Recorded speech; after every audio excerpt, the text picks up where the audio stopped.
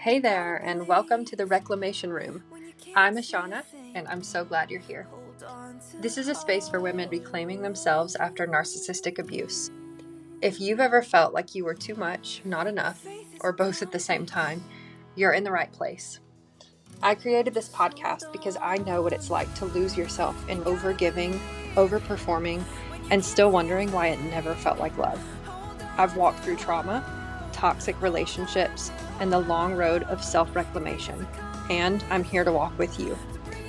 In this podcast, we'll explore what it means to come home to yourself after the confusion and chaos of narcissistic abuse. Some episodes will be solo, others will include guest interviews. All of them will be honest, grounded, and deeply compassionate. So, whether you're just realizing what you've lived through, or you've been on this path and you're ready for the next layer of your healing, you are welcome here. This is not about perfection. This is about reclamation. Hey, friend. Hey, How are ya? wow. So here we are. Here we are. Narcissist abuse. It's a lot to unpack. It's a lot to heal from. Just a lot in every way. Yeah. So let's see. If we're starting off with unpacking and healing from, let's see if we can get a pulse for the most difficult aspect of the unpacking. I would think it, for me personally, and I think for a lot of people, is the cognitive dissonance and the gaslighting and the trauma bond, because it's all rolled up together, because you really, really want to believe that this person is who they say they are. And unfortunately, with empaths, we tend to project. Well, people do this, everyone does this. But if you're an empath, you project your good qualities onto other people.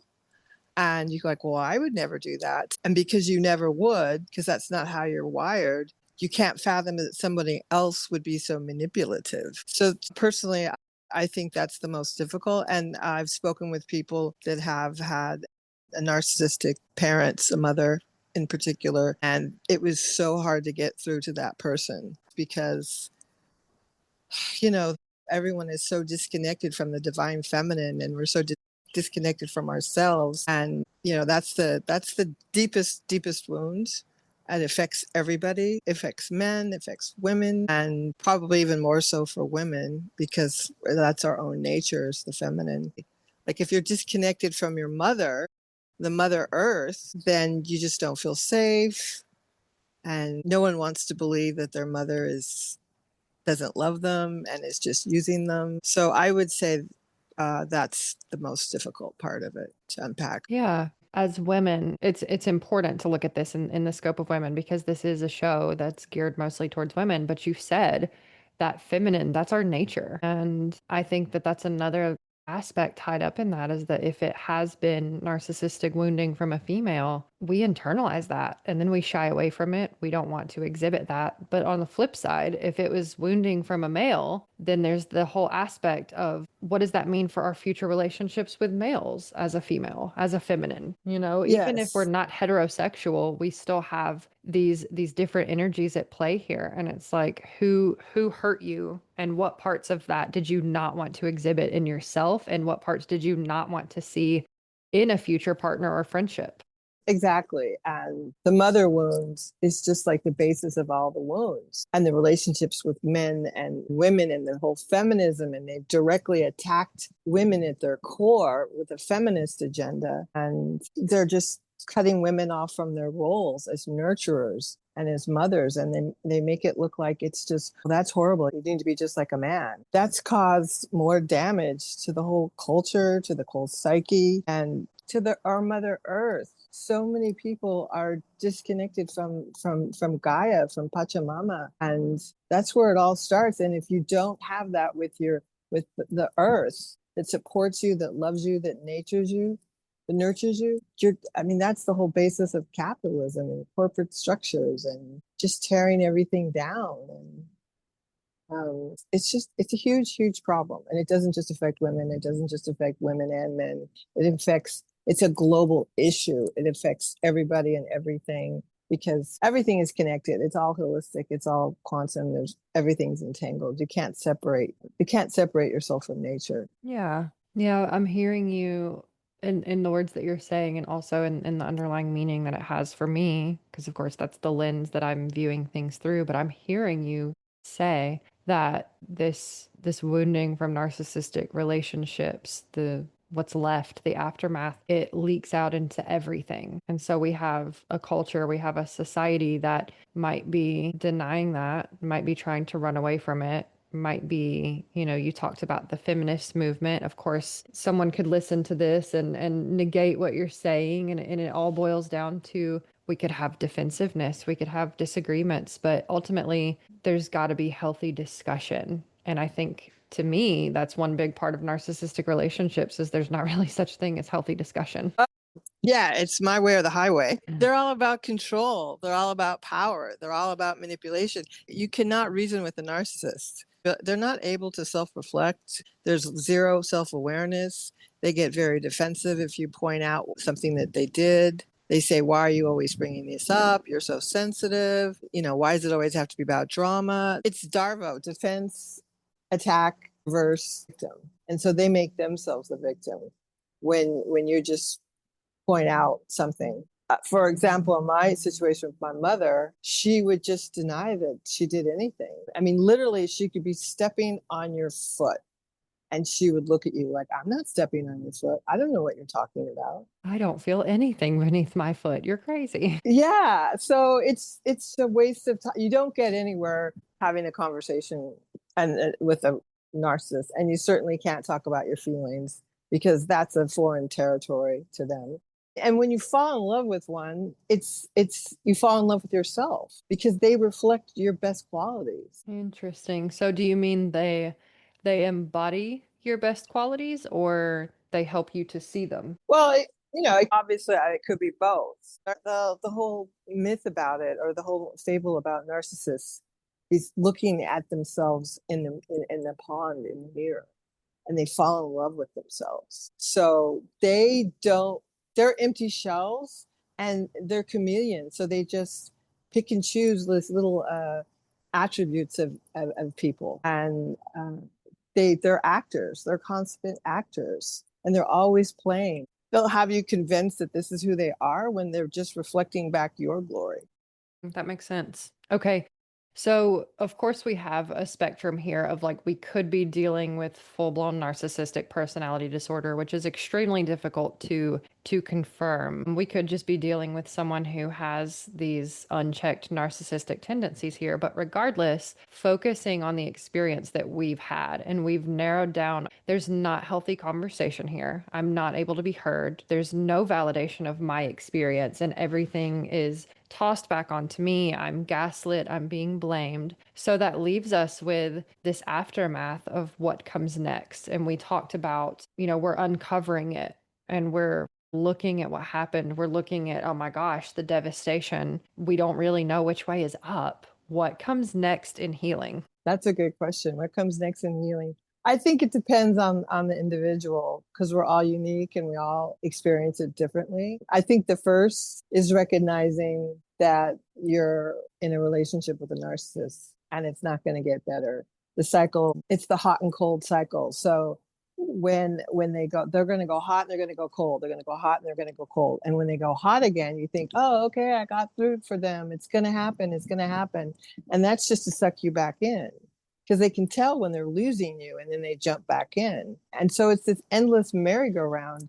And you just have to say to yourself that you're sick and tired of not getting anywhere. And for me, with my family, I got to a point where I was like, okay, from trial and error, I've done this, I've done that. How much longer am I going to try to be accepted and loved for who I am? And right. Everybody has a breaking point. Everybody has their limits. And it's different for each individual.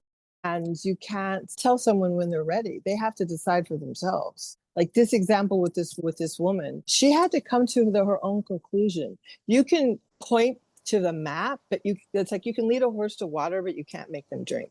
You say, okay, this, in my professional opinion, this is where this is going. But they ultimately have to make that decision for themselves, by themselves. And you just have to give them the freedom to do that, the sovereignty to choose peace, to choose mental health. And there's just no way of knowing when that will be. And everybody has their bottom, everybody has their limit. And you just have to pray and be patient and persevere. And either they'll get it or they won't. And unfortunately, I think some people spend a lifetime in a narcissistic relationship, especially a woman, because of the children. Or, it's their whole structure, like their whole identity is, I'm so and so's wife, I'm so and so's mother. And it's devastating for them to step out of that narrow, defined role. Yep, you're right. So I know that knowing you personally, I know that you've had a lot of cool experiences in your life. You've traveled to places, you have a lot of cool friends, you've picked up a lot of unique methodologies. So let's say we've done this uncovering process and we've realized, okay, I've been in a relationship with someone who this was harmful, and I don't want to make the focus on them. I want to shift the focus to me, which is really difficult.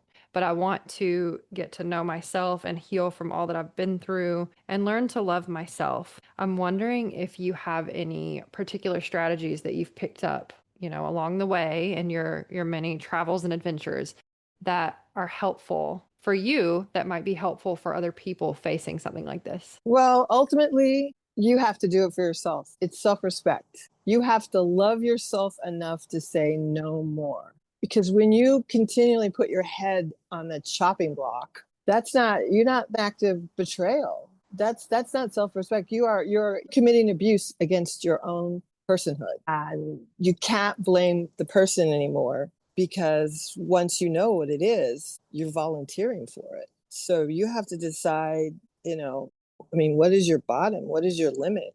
Like, where do you see yourself? Like, if you continue on this path for another 5 years, 40 years, whatever, where do you say you're going to be? Where do you envision? Because after a while, you get tired of giving your power away, because that's what you're doing. You're willingly giving your power away. And when anybody is abusive and you react, that's to me, when I learned that, oh my gosh, reaction is giving them their power. The power position is to respond and not react. And respond was like, okay, I'm not playing that game. And so that's the only way you disengage from a narcissist, is no contact. You don't play. You do not play. Because it's just a never-ending thing and you'll never get out of it. So as I said before, you have to just decide that you have to put yourself first, that you love yourself enough. And only you can love yourself. Only you can do the work. Only you can save yourself. Yeah. Everybody has to, put their pants on one leg at a time. It's like a little kid. You can't make a little kid crawl. They crawl and they fall down and they get up, and you just have to do it. And you just have to say, look, I love myself too much. I care about myself too much. And I'm the only one that can do it. There's just many ways that someone will get to that. For me personally, it was, I did a lot of Tibetan meditation. I did a lot of deep breath work.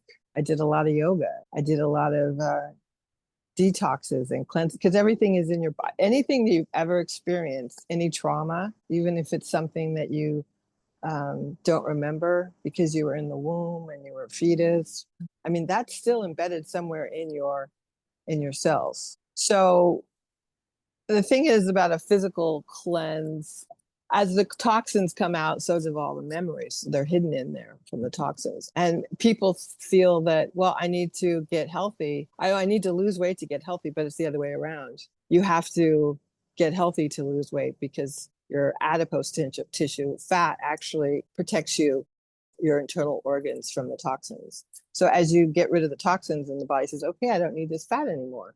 Because your body is always trying to help you survive, and it loves you. And the best thing to do is to support your body in loving yourself. So for me, that was the most powerful way to get to it, was like the energetic and the physical and the toxins, and everything just gets so stuffed down in there that it's hard to navigate. And once you start releasing those toxins, then the things that bind you, the darkness that binds you to the narcissist, it loosens its grip. Does that make sense? It does, yeah. So for me, that's what it was. I took off on this journey, and I wanted to get out of the United States, and I went to Bali, and that was just a very high vibrational place. And I did a lot of yoga and I did a lot of sound healing. And I continued it when I came back. But that was like my first step, because I noticed I had a difficulty doing anything other than yin yoga, because like if I did downward dog and I did three-legged dog, what happens is yoga moves chi through the chakras. So whenever it would come up to a blockage, so for me, it was my solar plexus, I would get extremely nauseous, and it was energetic. It wasn't physical. So ginger didn't help. Nothing helped on a physical level. It was all energetic. So I had a blocked solar plexus. And when I was doing Tibetan meditation, I noticed it was my throat. I was like if you ever like do a class like that and you notice people are like clearing their throat, that's their throat chakra. So I discovered this person was an energy healer, and he said that the origin, the root was, it was my throat, but it also affected my solar plexus. So your solar plexus is your will and your power, and then your throat chakra is your voice, boundaries. I needed to stand up for myself, which is the manipura, which is the solar plexus chakra, which is right in your stomach area. That's your, so, gastrointestinal issues, the nausea, I had hepatitis, anger, it's all stored in the solar plexus.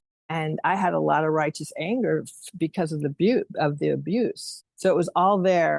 I needed to stand up for myself. I needed to stand firm and say, no, I'm not going to do this anymore. So it's interrelated. And then it was also my heart chakra. And sometimes I would like just start crying. But I was just so grateful that I could finally do yoga without healing. I could only do yin yoga because it's very gentle. It doesn't move chi through the chakras as much. And when you have blockages, it just stops you in your tracks if it's the solar plexus or the throat, or you can start coughing. Even when I was doing yoga, if anyone saw me with my hand on my stomach, it was because I was burping, because I had, it was going through my stomach, my solar plexus. So the more I did that, and that was really, really healing, just doing a lot of yoga and doing detoxes and getting the toxins out, and then doing the energy work. And it's all levels. And you have to start with the body, with the physical body. And if you don't start with the physical body, because they're all connected. And in like classical 5-element acupuncture, what happens is when there's an imbalance, it first hits the spiritual level. And then if you don't notice it on the spiritual level, which would be like an unease, then it will travel down to the emotional and the mental level. So you'll feel confused, you'll be emotional, you'll be angry. So those are all those emotions. And then if it goes on long enough, you'll have a symptom in your physical body. And depending on where it's bothering you, like I had issues on my neck on the right side, and nothing was making it go away. I did acupuncture, I did massage, I did Vincent, I did cranial sacral, and nothing went away until I started healing from narcissist abuse.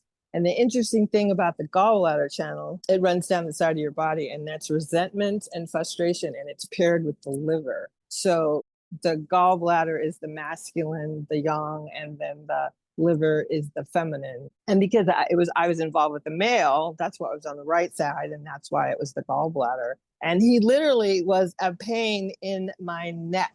And that's one reason why I went to Bali, to get away from him. And I thought that was, and it didn't help. It just made it worse. But that's a whole nother story. So the physical is so important. And anyone that doesn't stress the physical is not getting to the root, because it's all in your body. And that's how you excavate and get to the root of your issues, is your physical body. So long story short, that's what I did. Yeah, I feel like that's so true, especially the way you were saying, the spiritual level, the emotional level, the physical level. And I think that a lot of times when we're in these situations, we notice that something hurt. We notice that something was not quite right. And the way that we cope and we internalize things, and we gaslight ourselves, and we're like, well, gosh, maybe I am the problem here. Like, it can be difficult to discern exactly what's going on in that moment. But let's say we have physical symptoms pop up, or we start to feel a lack of motivation or fatigue all the time. And with my clients, I've noticed there's a lot of things that will be happening in their life. And in looking back, they're like, oh, yeah, that was actually a sign that was super painful for me and misaligned. And I didn't catch it. So I like how you touched on all the different layers there and remind people like, hey, you're a holistic being. It's not just one area. This is all connected. Yes. And another thing, the body does not lie. So if you're getting a signal from your body, it's very important to listen to it. You can lie to your mind all the time, up and down, sideways, forwards, backwards. I mean, that's what denial is. You just, that's what gaslighting is. Like, oh no, oh no. Yeah. But the truth literally will set you free. And I can't tell you how many times my body has told me something when I was. So if you're in the physical presence of somebody and all of a sudden out of nowhere, out of the blue, you have a physical symptom, and then as soon as you get out of the vicinity of that human being and you start to feel better or the symptom goes away, that's not a coincidence. Okay, yeah. That is your body screaming at you. This is not okay. This is not right. And I've done that and I've just been like, oh no, no, no. And the gaslighting was, for me personally, was the last thing to go, very last thing to go. And then you have to be really gentle with yourself and not beat yourself up for gaslighting yourself, because that's how you survive. As a child, when a child is abused by their parents, they don't stop loving the parent, they stop loving themselves. Yeah, because it's survival. Right. Survival. You cannot, as a child, you are extremely vulnerable. You cannot just peace out and take care of yourself as an infant. You can't. So it's a survival. It was a trauma response, and it was and it got you through infanthood or childhood. But it's not something you can keep on doing because it's a trauma response. And I discovered so much of what I thought was my personality was a trauma response. And that was like a big mind fuck. Like, oh my God. Oh, that's not me. That's not me. And that was the beginning of transcending my ego. Because your ego is not your amigo. It really, really isn't. And people completely identify with their egos, but you need to connect with your soul, because that's who you really are. You're not your ego. You're not your body. You're not any of the external. You are deep inside. You have a heart, and your heart is connected to God. And the kingdom of God is within. And that's where all the answers lie. That's your inner compass. So in Chinese medicine, they call it your Shen. Your heart is the Shen, and it's actually your brain. And they've done studies that the heart math, like the resonance of a heart is like, it's so strong. It's so incredibly strong. So yeah, that's really what it is. Unfortunately, in this Western society, people identify with their minds and their ego, and what can I do and who am I? And it's all this external ego stuff, materialistic. And the definition of materialism is appearance, is what you can see, but that is not real. The outer is just a reflection of the inner.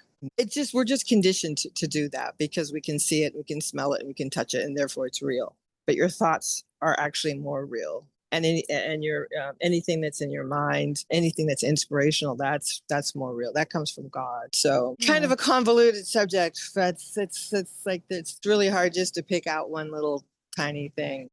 No, you're right. That's one part of this, is that it's so complex. There's so many different layers to it and different experiences that we could have. And I liked how you talked about figuring out that certain things were not a part of your personality. They were a trauma response. I'm wondering if you have, or if you would want to share any examples of what those might have been for you. Well, the one that first I was really conscious of was, there's fight, fawn, and freeze. So I did a lot of freezing as a kid, and I also did a lot of flight. And flight was probably my favorite. Like, get the F out of here. My mantra was make it alive till I'm 18. And actually, I left when I was 17. That was my first opportunity. I really wanted to leave my family so badly that I went and I lived with a family in Mexico. And I only knew 1 year of high school Spanish, which is next to nothing. It's like, donde está el baño? And they didn't speak any English. And the father of the family spoke Castilian Spanish, which was just really like challenging for me to understand and to speak. But it was sink or swim. It was like I learned how to dog paddle, and they throw me in the middle of the ocean. It was either you start swimming or you sink. So And that's how much I wanted to get away from my family. I know that sounds ludicrous, but yeah, my first was flight, just running away. And I think I did do a lot of freezing. My favorite thing to say when I was a teenager was, I don't know, I don't know, I don't know. So I think that was like a freeze response. And definitely like people pleasing. It was more like I was afraid to do something. Like when I was a little kid, I wanted to get, I didn't want to physically break my arm, but I wanted a cast because I thought it would be really cool to have a cast. Because back when I was in elementary school, people would get casts and people would draw all over them and sign them. I thought, oh, that would be so cool if I got a cast. And then I realized, oh no, I can't do that because then my dad would yell at me and berate me. And so no, I can't do that. So that was like a freeze response. I think everybody is different, but that was like my favorite, and a little bit of people pleasing too. It was basically I did it to escape abuse, and I thought, well, if I do this, they won't abuse me. If I do that, they won't abuse me. And then I pretty much realized that it was impossible. They were going to abuse me regardless because that's what they do. That's what they do, and you can't. You can attempt to pretzel yourself, do all these contortions to change your personality, but ultimately it doesn't work because number one, you can't fool people with your frequency, and I'm a horrible actress, and I don't have the patience to do that. I don't know how to be anything other than me. But I did attempt to modify my personality. So when I was married, he was having issues with me, so we went to a therapist, and then I just went with her, and she basically like would work with me, and then I'd go visit my family, and then I would just fall apart again because they just would take out their knives and start carving it up and stabbing me, energetically, not physically. And then I'd be mad. It's like she go, gosh, Sonya, what is with you? Like, you're great. And then you go spend some time with your family and you're a mess. And I would have like anxiety attacks, like, oh my God, like I was anticipating the abuse and it never got better. And she encouraged me to quit talking to my family and quit having anything to do with them. And that was not easy, but, there comes a time when you just have to realize this is not getting any better, and there's nothing I can do to change how they treat me. And Yeah. it's ultimately people either get you and they love you and they accept you, or they don't. And there's nothing you can do. It's like a key in a lock. If you have the wrong key, it's not going to work. It's not going to open. Yeah, that's good. So I know a big part of being in the midst of that is this feeling of just powerlessness. And you've talked a little bit about gaining that power back and saying, like, hey, you have to choose for yourself. Like, you're going to have to realize this isn't likely to change. So, what can you do about it? And I'm wondering if you would like to share, because you have been through this, what would you say power feels like in your body now? And I don't mean like hustle power, like let's just push through and get this done. I mean, you've been through hell and back, but you're okay. And that hits in your soul kind of power. Well, ultimately, my mantra is I'm a child of God. I'm divinely protected and guided at all times. And knowing that your intuition, it comes from God. It's actually not you, it's God. So if you can't trust yourself, can you trust God? Everything is made up of God, everything and everything. And also Jesus. Because if you have Jesus, you can't go wrong because you are divinely guided, you're protected. I can't tell you how many times I've been through things that I should not be here. I mean, like realistically, I should not be here. And I've had some amazing experiences, like with an earthquake and the Northridge earthquake. It was like divine intervention. And to some people, that probably sounds nuts. But I'm here to tell you that the mystical and the mythical and the magical is more real than this holographic universe that we live in. It's not real. It's all created from the mind of humans. It's ego. And actually, a lot of what we think is true is not true. So I don't know, to answer your question, Bess, I would say that's what real power is. And you're standing and you're like, no weapon against me shall prosper. And if God opens up a door, no one can close it. The reverse, if God doesn't open up a door, no one can open it. So what's meant for you is meant for you. It will happen. And that just takes an incredible amount of trust, and it takes an incredible amount of faith. But if you don't have trust and you don't have faith, what do you have? And that's why we have so much depression and suicide and all of these things. It's just the human condition in the 21st century. We're so disconnected from from Pachamama, from Gaia, from the Mother Earth. Generations ago, we weren't so disconnected, and we were better for it, and we were stronger for it, and we understood more. And now people can't even think. They can't do anything unless their phone tells them to do something. They can't read an analog clock. They can't read a map. Bill Gates and Steve Jobs, they knew what that was all about. Like, they wouldn't let them use their iPhone. They wouldn't let them use the iPads. They knew what it did to people's brains and their attention span. So it's just going back to basics. It's like going back to basics. But most people don't know how to do that because they haven't been trained to do that. They haven't even tried to do that. So that would be like, go without a phone, go without your watch, go walk in nature, go walk barefoot, go hang out with trees, go talk to your trees, go jump in a lake, go get some sun. And the more you can be in tune with nature, the more that these things are just going to come down and into your consciousness, and you'll automatically download it. And everything is a download. Like the movie The Matrix, I've been saying that for years, that movie is a documentary. We are more powerful than we give ourselves credit for. If you think you can, you can. If you think you can't, you can't. That's exactly what it is. So if you get your mind right and you take control of your emotions, there's nothing you can't accomplish. There's just nothing. You just put your mind to it and say, okay, what do you want to achieve? And are you willing to work for it? Because it's not just going to pop into your lap. You have to do the work. You have to take action when inspired. Yep. I like that. I like that a lot. I think that's really solid advice, especially when after what we've been through can cause us to say, oh my gosh, I don't even know what to do. I can't even do anything.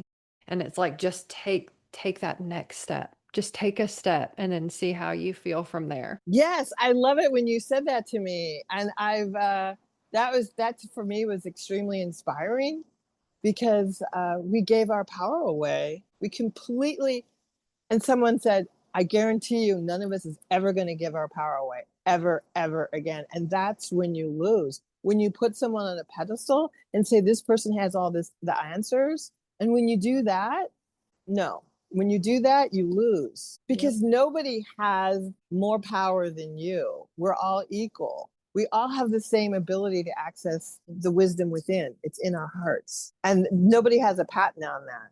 You just have to be willing to shut up and listen and get still and get quiet and get off your phone and get into nature. And, that's all by design. That's all by design, that they want people to be distracted, lack focus, and then they can't even hear their inner voice. Because you're not your thoughts. You're the one that is observing the thoughts. So, when you look at a tree and you say, oh, that's a beautiful tree, that's you observing your thoughts. That's not who you are. You're the observer. Yeah. Yep. That's really powerful. I feel like a lot of times too, our thoughts can, oh man, they can get sidetracked, bamboozled. I feel like our thoughts are so impressionable. And so it's really important to take a step back and look at those thoughts and say, okay, is this actually true right now? Yeah, you get hijacked. And this is one thing that I've noticed. Don't react to how people react to you. Because that's been happening to me recently. And people will project their insecurities and their wounds on you. And it has nothing to do with you. Nothing. And then people react because they feel like, oh, how dare you say that? Or, and that's how people get lost. They get lost in the drama. It's projections and it has nothing to do with you at all because that's their stuff. It has absolutely nothing to do with you. I mean, if somebody says to you, Ashana, you're so smart and you're so kind and you're so beautiful, that's actually the only reason why they can see that is because they're the same way. And if they, you're having a difficult day and they, oh my God, Ashana, you're just such a this and that and the other. And it's because they have those same afflictions, but that's not who you are. It's like the story of the blind man and the elephant, right? Someone grabs the trunk and that's what they think it is. And somebody grabs the tail and they think that's what it is. But it's just from their limited perspective. But that's not what the elephant is. Yeah. So you just remain neutral and anyone's opinion of you has nothing to do about you, even if it's positive. It's similar to what we were discussing about narcissists. When somebody is completely convinced that this is reality, and like, oh, you're this and you're that and you're the other thing, and because they want to put the blame on you because they don't want to take accountability for their own stuff, because it makes them feel better. It's easier to but that's when you give your power away, because you're the creator of your reality. You're the architecture of everything. So, and that ultimately is incredibly empowering. Know that if you created everything in your life, and not all of it was conscious. Some people are unconscious creation. Like most of it is unconscious, because 90% of what happens is from your unconsciousness, and that's why you want to become conscious, because once the unconscious becomes conscious, then uh, it no longer rules you, and then you can create a different outcome. So again, when you said, like, how did you get to the point where you could love yourself, it's like, well, because not loving myself, where's that getting me? So you just have to do something differently, and just take the leap. If you have someone you really love, like a best friend or a child or an animal, how would you treat that? You treat yourself like you would treat your best friend or someone you really care about, or your favorite animal. That's a good one. Give yourself the compassion and love that you give others. Yeah. I think that's really solid advice. And just listening to you, I'm like, I don't even know any more questions I should ask because I feel like you have great stories. If your healing journey and your learning journey and your unraveling what happened to you journey had a title, let's say it was a book, what would the title be? Okay, I got to mute for a second. I'm going to put myself on mute, but while I'm on mute, I want you to start, tell a little bit about your story. Well, my story is kind of like that meme of complex trauma where people are like, oh, yeah, before my trauma, I was like this. And then the person labeled as complex trauma is like, wait, you had a before? And that's what life was like for me. And so I grew up hearing people say, "Oh my gosh, you've been through so much trauma. You've been through more than most adults will ever go through." And it was just like a statement of fact. And when I think back on that now, I'm just like, gosh, that's so like cold and clinical feeling. It's just such an observance there, like an observation. That's the word. Like, wow, you've been through so much. And it's like, yes, I have. But you know what? Looking back, not one time did any of those people ever ask me how I was doing with all of it. They would tell me that I was strong. They would tell me that I was clever and brave and mature. But not one single person ever asked me, how are you doing? Are you okay? How are you handling all of this? So it never occurred to me to ask myself that. I kind of just kept performing. So my life was a series of taking that next step, but it was always to take care of my siblings, to take care of a boyfriend who became my husband, then taking care of kids. And anytime I did try to take care of me, it either felt selfish or just extraneous. Like there's so many other things that I could be doing right now. So finally learning about narcissistic abuse and the cycles and how complex it is and the gaslighting, it was like finally putting words to what I had been through of like, oh my God, yes, this is why this hurts so badly. Like that it wasn't okay to be treated that way. And I knew it wasn't. I knew it wasn't okay to be treated that way. And I would speak out and I would say those things, but it was just constantly like criticism and cut down and told why I was the problem and told why I was stupid. I was just a kid. I didn't know. So I grew up to internalize that and believe that I must always be the problem. So I think that's why I'm so passionate about what I'm doing here because it's a mind fuck. And coming out of that is like, you have to go back and re-look at everything you went through with a new scope of reality, a new way of looking at things. And that's another thing you touched on earlier. It's really scary at first. I didn't know how to do anything. I didn't know how to function. I didn't know how to be an adult in the world. I never got to grow up. I was emotionally stunted as a toddler because no one ever met my needs or validated me or really truly connected with me and paid attention to me and just asked what I was feeling or what I was needing. It wasn't even that people would ask me and then it would be this superficial, oh, you're okay. Yeah, oh gosh, you're such a brave girl. It was literally no one ever even bothered to care about that. So I was such a non-person at that point that figuring out how to be a person it was awful. I had severe social anxiety, severe perfectionism. Recently, right before this, I did a podcast with someone who was talking about art therapy, and I was like, oh my God, I could have never. Oh, I would have been so embarrassed. Everything was embarrassing to me, everything. And then when I did try to like talk about the things that I was good at or that I had gifts in, it was kind of like, oh, you just think you're better than everyone. So the only thing that was safe for me was going to school and being smart and getting good grades and reading books and going to college to be in the medical field. So yeah, that was all I knew. And eventually I really rebelled from that. And I did start a family. I did continue going to college. I studied nutrition as well. But over time, realizing that I wanted to do what I was actually good at and passionate about and came naturally to me was talking to people, was holding space and looking at patterns and picking things apart. And sometimes just being there with them and saying, you know what, this doesn't make any fucking sense. And that's okay too. And reminding people you do matter. How are you feeling right now? Like, are you doing okay with all of this? Someone cares. Someone is here who thinks you're amazing. And I can't wait for you to see that about yourself. So I think that's my story in a nutshell. Oh man, I'm gonna cry. That's so beautiful. Bravo. Okay. Thank you. Standing ovation. Oh gosh, so much of what you said I could relate to with the perfectionism and you sounds like you were a parentified child and you had to take care of everybody else. I can really relate to that.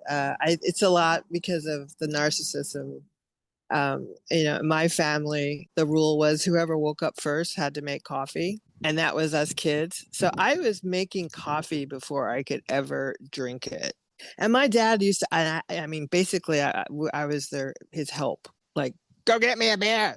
So I'd go downstairs and get him a beer, and I would make coffee for my mom, and I would he had me making margaritas when I was 15 and Oh, wow. tasting it. And then he thought it was funny because we made them really strong, and his friend was like got the bins and had to lie down. Yeah, I basically had to raise myself.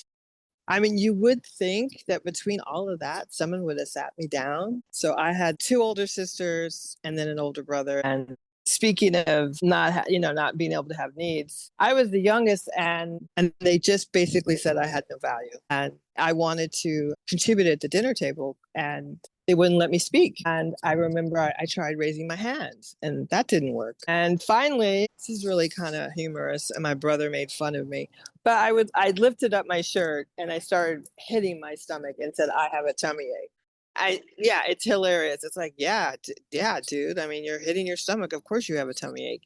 But the reason why I did that is if I had a physical issue and I was lactose intolerant, and I was allergic to all forms of except breast milk, but my mother ran out of breast milk at 3 months. And so I was severely allergic to, like, you name it, it didn't work. And that was one sign. It was like extreme gas pains and painful belly. And so that was the only time I got help or love or affection. And someone said to me that, yeah, if you didn't have all these illnesses, your mom, you wouldn't have gotten any nurturing.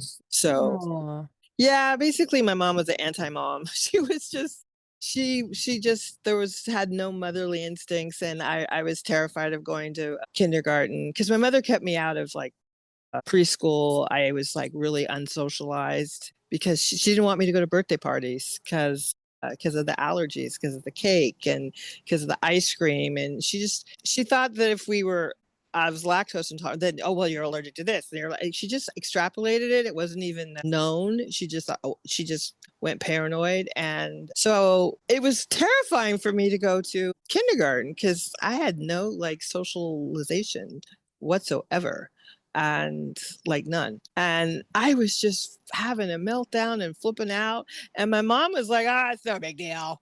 And she really was very flippant. No one was there for me, nurtured me. No one gave it, you know what. And so she walked me to kindergarten and dropped me off like trash.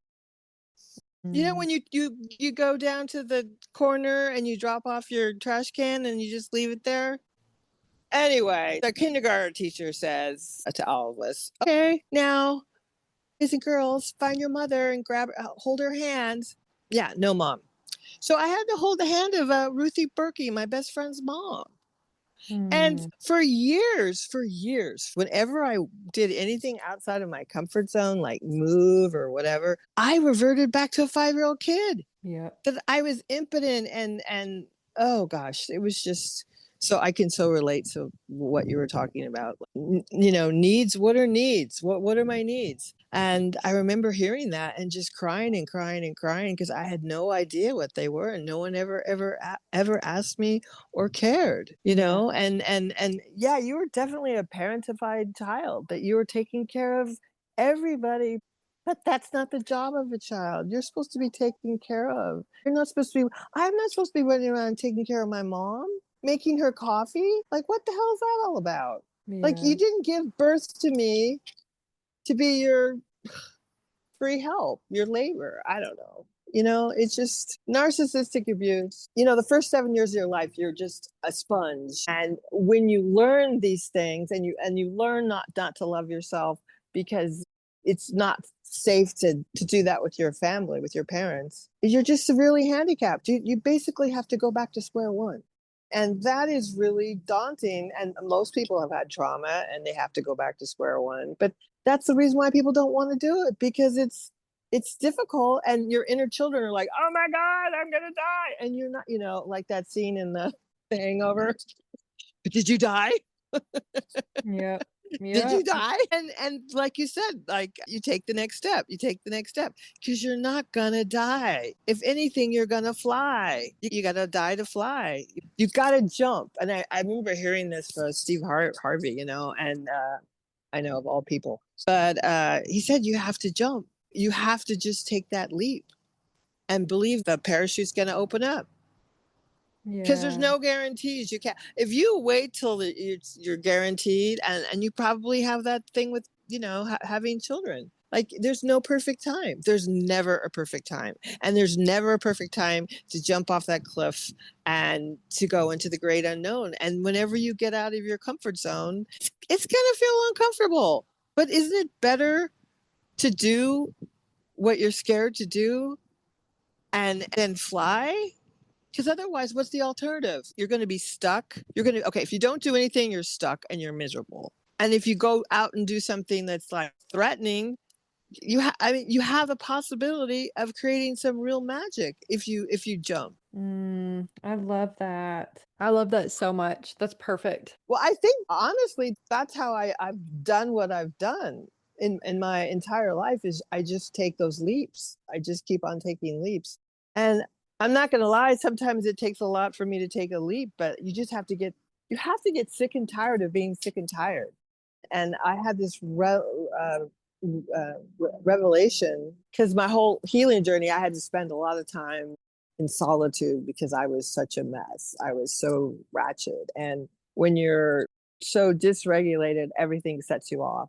So you have to heal. Otherwise, you just create more trauma. So, you know, it's like when you're not feeling well, you don't go out, you don't go running around. You wait till you're really feeling well till you go out. Right? I mean, otherwise, like, if you had a fever and then you do too much, you're going to relapse.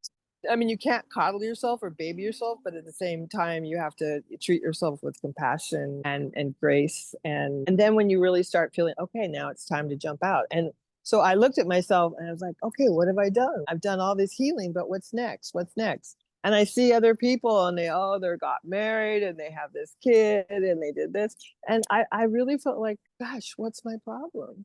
I need to jump out, because if I don't, I'm not going to be happy with myself. And I only have myself to blame for that, because there's a lot of comfort in complacency. It's easy to just say, well, you know, don't push it. I got a nice this and da da da. And, you know, life moves on with or without you. Yeah.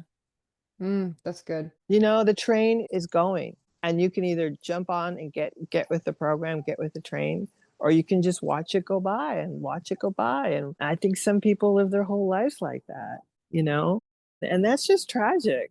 never ever fulfilling your potential. And I think that's what scares me the most, is like dying with all my gifts inside. Like that to me would be a tragedy. And like, how much longer am I going to wait before I bust out of it? And sure, it's uncomfortable, and sure, it's not easy, but either way, you're going to have struggles. You're going to suffer, and you can either suffer jumping off of that cliff and risking flying, or just withering and dying. So you have the choice. That's the alternative. Do nothing, and nothing changes. That's good. I love that. So I guess the moral of the story is you don't stop.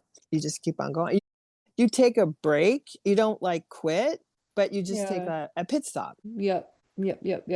And you see where you're at, feel into yourself, and look at where you're going, and when you're ready, take that next step. I love it. I love it when you say you just keep on taking the next step. You just tune into your body, and whatever you're feeling inside your body, it will tell you what step is next. And you don't need a 20-page guide, with reference notes.